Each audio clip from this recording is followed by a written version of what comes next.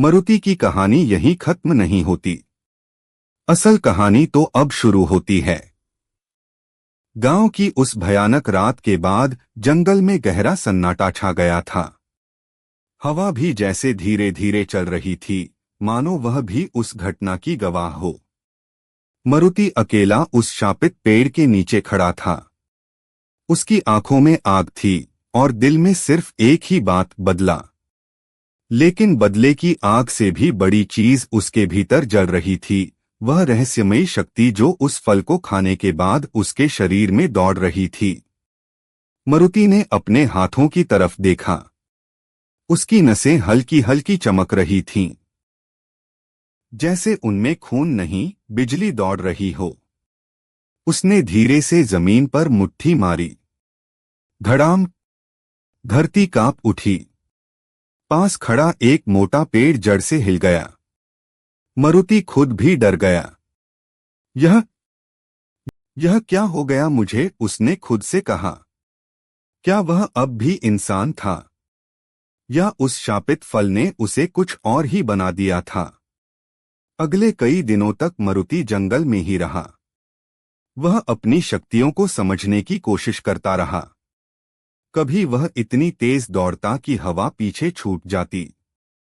कभी वह भारी से भारी पत्थर ऐसे उठा लेता जैसे वह कोई खिलौना हो।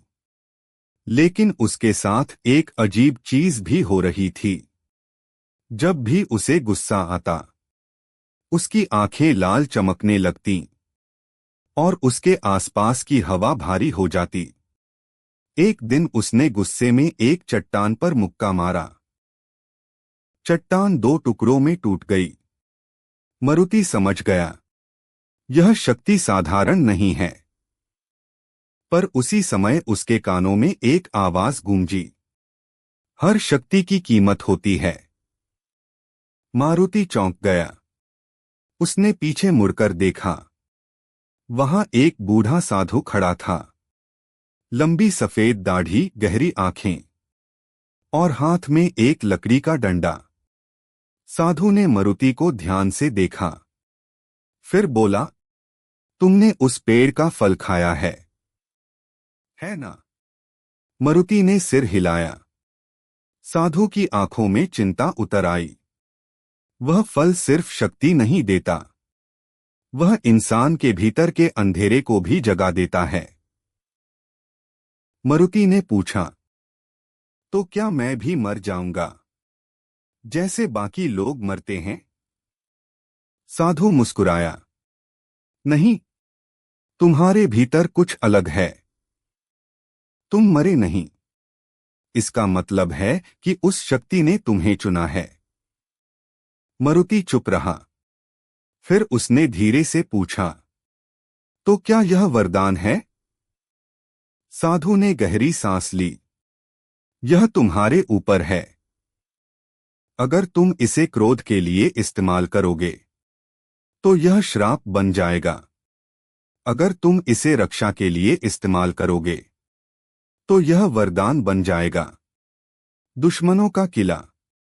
कुछ दिनों बाद मरुति को खबर मिली, जिन दुश्मनों ने उसके गांव पर हमला किया था वे जंगल के पार एक पत्थर के किले में रहते थे। वहीं से वे आसपास के गांवों को लूटते थे। मरुति की मुट्ठियां कस गईं। उसे अपने माता पिता याद आए, अपनी छोटी बहन याद आई, और उसके अंदर फिर वही आग भड़क उठी। उस रात मरुति चुपचाप जंगल पार कर रहा था। आसमान में बादल गरज रहे थे और दूर पहाड़ी पर दुश्मनों का किला दिखाई दे रहा था। किले की दीवारों पर मशालें जल रही थीं। सैकड़ों सैनिक पहरा दे रहे थे। लेकिन मरुति के चेहरे पर डर नहीं था। वह धीरे से बोला, आज न्याय होगा। और अगले ही पल मरुति हवा की तरह दौड़ा। एक छलांग में वह किले की दीवार पर पहुंच गया। पहरेदार कुछ समझ पाते उससे पहले। धड़ाम! किले का दरवाजा टूट चुका था। सैनिकों के बीच अफरा तफरी मच गई। सब चिल्लाने लगे, कोई दानव किले में घुस आया है। लेकिन वह दानव नहीं था, वह था मारुति। लेकिन असली खतरा अभी बाकी था, क्योंकि उस किले के अंदर एक ऐसा योद्धा था जिसके बारे में कहा जाता था कि वह कभी हारता नहीं। और वही था उस सेना का सरदार।